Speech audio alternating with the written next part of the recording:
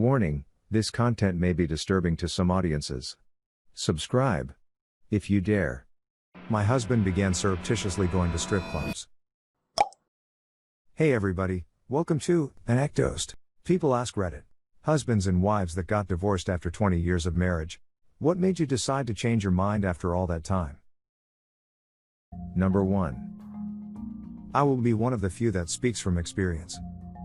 I have been married 20 years, and we are on the edge. The answer is that life changes you. When you start out, the relationship is its own thing, it is cultivated and grows. Then over the years add some children and full-time jobs, and there is less time to cultivate, or none. You end up becoming life partners to run the household, and wonder why you are even together. Since there are no good times, all that is left are arguments and bad times. This is all normal, and on top of that you are both going through the personal struggles of living. To be honest, staying married is tougher than most people think in an age without divorce social stigma. The kids do keep you together, hoping somehow you can rekindle something that once existed. Number 2. My mom filed for divorce after 27 years with my dad. Us kids were out of the house, and I think she had a midlife crisis, thinking that if she decided to do nothing, then that's how she'd die, in that house, doing nothing but things that make the days go by faster. I do believe an old high school flame helped her make the decision as well. At first I was hurt, but as I get older now I completely get why. My dad prefers routine over excitement and had a habit of saving us poor when we didn't need to. At first it was a financial requirement, then it became an obsession. My mom wanted to travel and experience new things in her later years. She deserves that, and my dad deserves to live how he wants to too. Today I see two happier people, and that makes me happy. Number 3. I worked at a law firm that only practiced family law, divorces, child custody, wills and estates, etc. At one time we had like 8 clients getting divorced after 20 plus years of marriage, and they were all high-ranking military men whose wives came out of the closet after all their kids had grown up, and moved out of the house, and the guys were getting ready to retire. I thought it was so weird, but I guess for whatever reason the women thought that their duties to their husbands and families were coming to an end and they wanted to live for themselves. I guess I know why they couldn't come out 30 years ago. It was a different time, but I was curious why they were all attracted to military guys. I assume maybe cause it meant their husbands would be away for years at a time during their service. Number 4. My parents split up after nearly 30 years. My dad was an asshole my entire life, so when they finally divorced when I was 18, there was no surprise. He'd been cheating for years, and I think he was the one who finally asked for it. I think my mom stayed because she couldn't afford to start over. She spent her life putting my dad through school and wasn't educated herself. She had no family or anyone who could help her either. There were definitely some confidence issues on her part too. Number 5. My husband began surreptitiously going to strip clubs. He stole about $200 a week from various accounts and a business I owned to fund these activities. He lost his job because he went there so often at lunch and would just stay. We had young kids, and so I stayed after he got some therapy. He was never honest with the therapist. About a year ago I learned he was doing it again. Plus texting strippers. My youngest kid graduates high school this year. I've done what's best for everyone else for 20 years now. This September was 21 years. I don't anticipate having a 22nd anniversary. It's really scary to think of being alone. I don't hate him. I feel sorry for him. I know he will feel very sad and lonely when I'm gone. But being near him feels like having my soul ripped from my body every day. Number 6. Therapy changed my mind. After more than a decade of being miserable, I finally got help. When I was able to really talk about my marriage was when I realized that I needed to get the F out. At the end of the day, I stayed in a shitty marriage because the thought of being alone scared me. Through therapy I was clued into how many wonderfully supportive friends and family members I had if I just reached out to them. I wasn't going to be in a relationship anymore, but I wasn't alone either. Number 7. Commenter. Not myself, but my parents. They were married for 22 years when they separated, 24 years by the time the divorce was final. From the perspective of a child in the situation, there was no way that they were happy people together. There was hardly ever a quiet moment in the house because of my father's temper, but my mother knew how to serve it back too. However, the final straw was more of a chain of events. My father had a very rigid view of the family. Man works, woman stays home, cares for the home and children. When I was in high school, my father got injured at work and needed surgery. He worked a physically demanding job, and would be out for 6 months. My mother, knowing that we were already falling behind on vehicle and house payments, decided to find part-time employment. She worked while the kids were in school. It was still important to her to see her kids get on the bus and be there when they got home. My father immediately believed that she was cheating on him. He installed a tracker and tape recorder in her car. He showed up at her workplace and caused a scene multiple times. He questioned her coworkers. He spent most of his time at the house drinking. This was not an equal partnership, and it really never was. You should have seen how hurt he acted when my mom finally asked for a divorce. But he rebounded real quick. All he had to do was tell some woman on Plenty of Fish his sob story, and he moved right into her house. He spent a couple of years treating her and her children horribly before she kicked him out. Only took him a couple of weeks in a hotel to find another woman to let him move in. Person B. Sounds like my grandpa, except when he started drinking and accusing grandma of cheating, he beat the shit out of her. It all backfired one day though. Grandpa had 7 sons, all really good wrestlers and boxers, because grandpa thought men should know how to fight. One day they ganged up on grandpa. They were 8 to 17, beat the shit out of him, tied him up to a tree and left him outside all night. Then they told him they'd kill him if he ever drank or hit grandma again.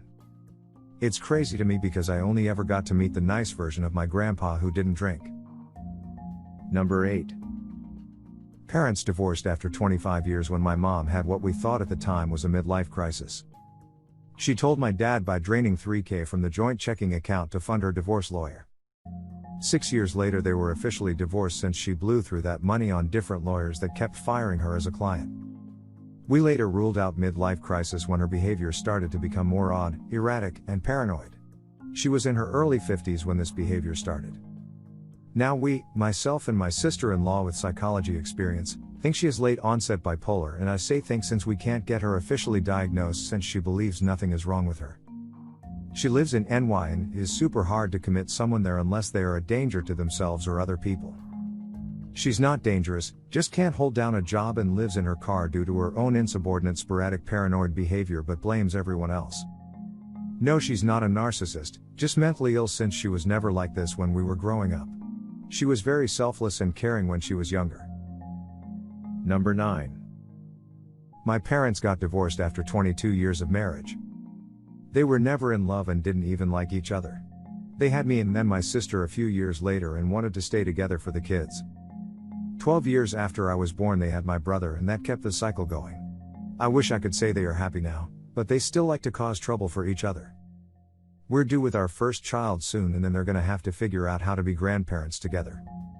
Thankfully I'm 1,500 miles from them so it won't be a headache often. Number 10. My parents divorced when I was a year old, due to my dad's alcoholism, and then remarried when I was 3 and he was sober. While I was 16, 24 years combined years married at this point, they were filing for divorce again but were informed by their lawyer that in Iowa you cannot marry the same person 3 times. So they just separated for about a year and then got back together. They just needed a break I guess, but are stupid for each other and couldn't bear the thought of not being able to try again. My dad is still sober with no relapses and they'll have their 50th anniversary next March. They like each other much better now than they ever did as young people. Number 11. There's a guy in my town that everyone knows about because he owns this huge-ass mansion in a middle-class neighborhood. Apparently he was married to a woman for a long time but she left him calling him a loser because his business hadn't taken off yet. After she left him his business finally took off, he sells medical equipment to hospitals, and he became a few levels of rich in a few years. The reason he built the mansion in that neighborhood was because that is where she lives so she has to drive by the mansion on her way to work every day. Number 12. We were together for 20 years, married for 15. We started as high school sweethearts, but we eventually realized that we weren't the same people we were when we fell in love. We also realized that that wasn't going to change. We decided that the best way for everyone to be happy for the rest of our lives was to end it on peaceful terms before we were both 70 and resentful of each other for trapping each other in an unhappy marriage for 40 plus years. Number 13. Started dating at 17, got married way too young. By our 30s we were completely different people. At 40, I asked myself, can I do this for the rest of my life? And realized the answer was no. We both have new lives now and eventually each found new partners and are much happier. I think the second time around, especially when you're older, you know exactly what you want and what you are or aren't willing to put up with. Number 14. 23 years. I had lied to her several times over the years, and she always forgave me. The last time I lied to her about accruing a severe amount of debt due to a gambling addiction. I think she might have forgiven the lie, but she couldn't forgive the addiction and the chance I'd start gambling again. I started attending Gamblers Anonymous after I told her, but it was too little too late for her. On the plus side, I haven't gambled in almost 3 years. Number 15. My parents divorced after like 18 years due to gambling. He was a total dickhead when he was losing and I was a teenager. I was probably grounded for a year of my life or more. He hasn't gambled in 10 years now and is a freaking treat to be around. He still occasionally apologizes for being such an asshole. Number 16. Had to watch my parents go through the paperwork to get divorced after my dad had a massive stroke and was forced to retire. It was the only way for them to keep the money from his pension and maintain his health insurance coverage.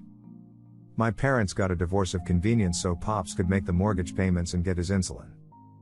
Thankfully my parents' insurance agent is a close friend, and found every possible form and loophole so they could stay in the house together. It took almost 2 years to get everything settled. I'll never forget my dad's statement after it was all done. The church still says we're married, and that's what matters to us. At least now, your mother can still get her hearing aids and pay the mortgage if something happens to me. I was so disgusted with it all. I never forgave my dad's union for it, and we now make sure someone from our family shows up to their annual open meeting when they discuss the health insurance plan to shame them in explicit detail with how the board f's over the roughnecks. Number 17. My husband's parents did this. He said he knew his parents weren't happy for a long time. Said they went to family therapy together, but ultimately once my husband went to the army, he was the younger of two, they divorced and both later married other people. These two could not get along for anything, they hated each other. At our wedding, we had to take separate family pictures with the dad and new wife and then with the mom and my sister-in-law. It was insane. Cut to about 2 years after our wedding and I get a phone call from father-in-law's wife of 10 years, she's in hysterics. She had caught him in bed with my mother-in-law. My husband would not believe it until he talked to his father. That was over 10 years ago. My in-laws both divorced their partners and have been together ever since. My mother-in-law has all their old family pictures on display everywhere and acts like they never divorced and have been together for over 4 decades, ha ha ha. Make sure to share your personal story in the comments below and have the opportunity to be featured in a future video. Also, if you like these topics, don't forget to like, subscribe, and hit the notification button to continue seeing more content like this every day. See you next time.